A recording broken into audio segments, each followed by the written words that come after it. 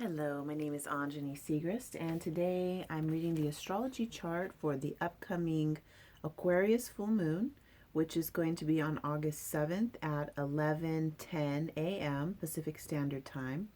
So you can see the sun is here at 15 degrees of Leo, and the moon is at 15 degrees of Aquarius. So they're in direct opposition to each other, which basically illuminates the moon and makes it its biggest and its brightest. This particular full moon is way more potent because of the partial lunar eclipse that we're having on the 7th. So I want to show a chart.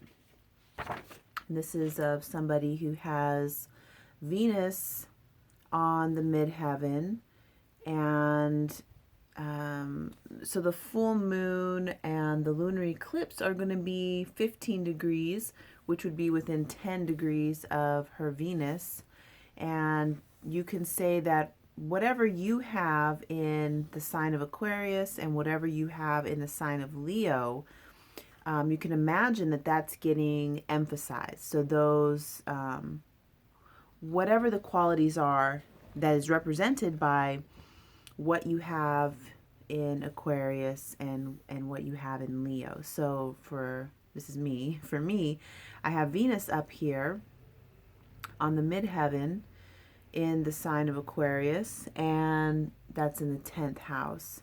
So we could say that my contribution to the world, the way that I stand out in the public eye, and the way that I embody my form of the goddess, the way that I carry and hold feminine energy, is going to be sort of illuminated and getting this like big PowerPoint of recognition.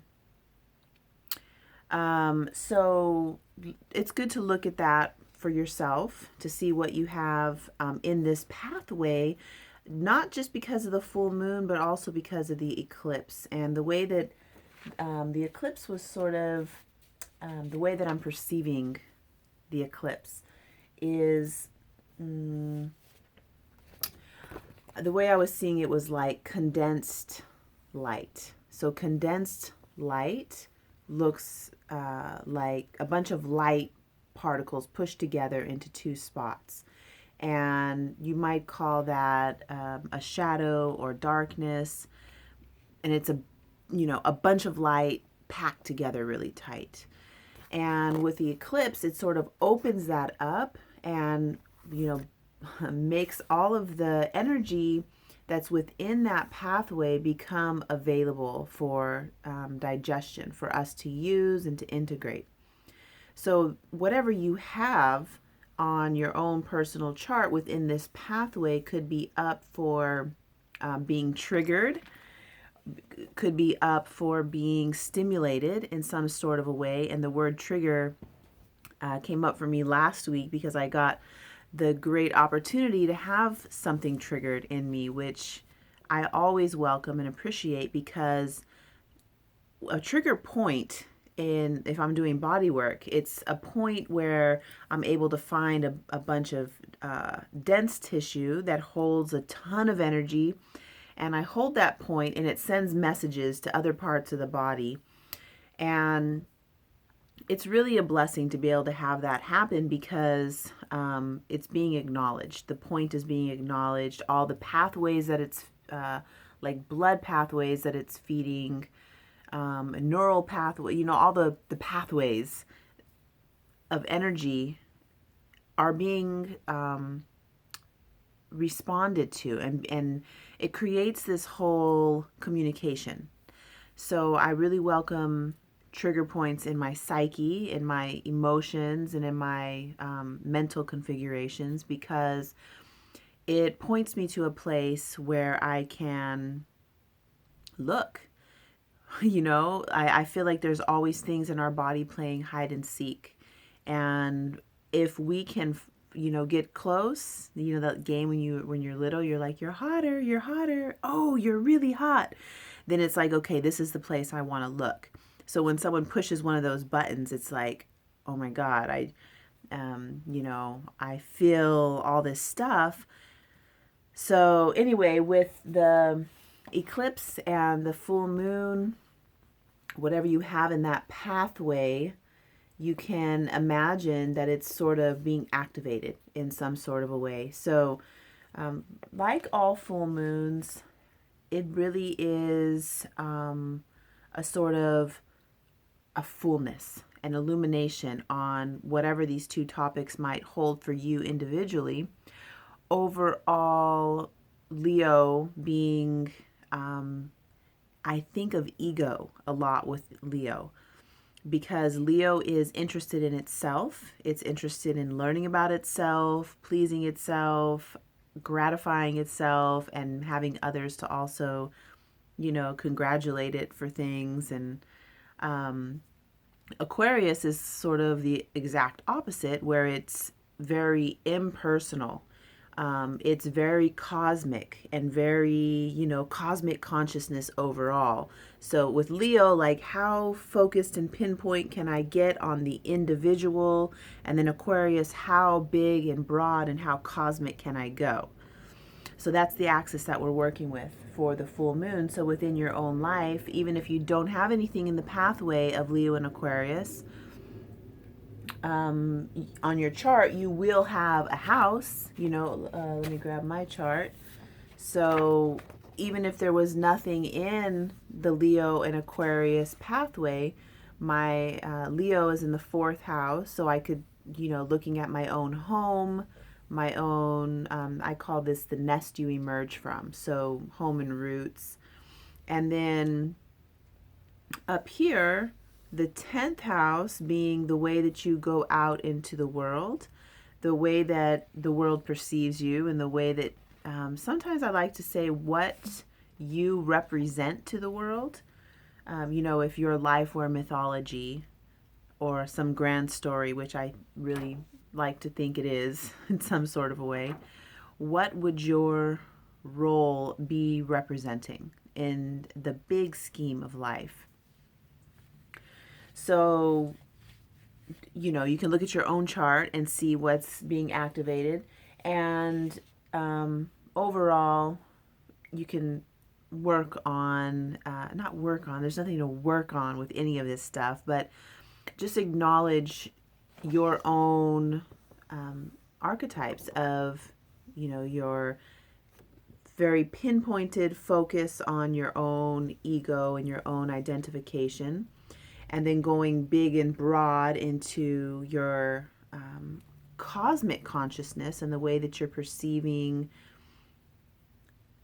your own individual identity in the scheme of the whole cosmic perspective. And you can take that a whole bunch of different ways. And this is just the way it's coming through me right now. But one other way you might say that is, the focus on your identity, and then the focus on the non-identity, where, completely disembodied, and or even just the whole collective of not even people necessarily, but energy, the whole web of everything in the universe, or the web that holds everything in the universe together. Even, to get more, you can take it as far out as your mind will allow you to take it, that makes sense to you, and look at that pathway for yourself, and find out how you're dancing and how you're working with that energy. I think that's all I'm going to talk about. There's always a lot more, but this will be the full moon reading. I'm going to do Mercury retrograde next. The Mercury retrograde's coming up on the 12th of August.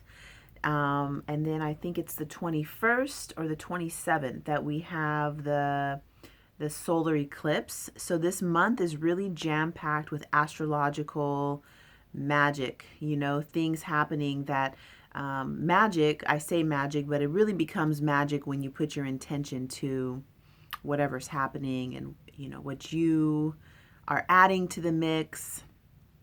My teacher, Kaylin Castell, always says, we inform the mysteries just as much as the mysteries inform us. So this relationship, as above, so below, as within, so without, as the entire universe, so the soul. So that's like there's not one, the cosmic activity isn't more important than what's happening with you individually. This is a really good Leo talk. Leo, of all people, know this at some level, even if they're not conscious of it. They know that they are God and that they are important equally as much as whatever's happening in the sky or whatever's happening in the cosmic consciousness. So that's why that whole axis of Leo and Aquarius has a really good, as all of the axes are resonant polarities. Leo and Aquarius, what we're working with right now, for the rest of this month really, has that individual ego all the way to cosmic consciousness. So, yeah, please ask any questions. I feel like I was going somewhere and I got off topic. So, if I watch the video and figure it out, I'll answer myself. Or if you're paying attention and watching, please ask the question and I'll continue my thought that I was having. It's about 10:30 p.m. now, and my normal bedtime is about 9:30 or 10, so a little late for me. Anyway, please ask any questions, like the video, subscribe to my channel. I have some more cool astrological things coming up this month, as well as a yoga immersion class that I'm doing next week that I'm going to go live for portions of it to teach certain yoga practices like pranayama, breathing, meditation, and a couple of things I'm going to teach with sun salutations. So thank you so much. I look forward to connecting with you soon.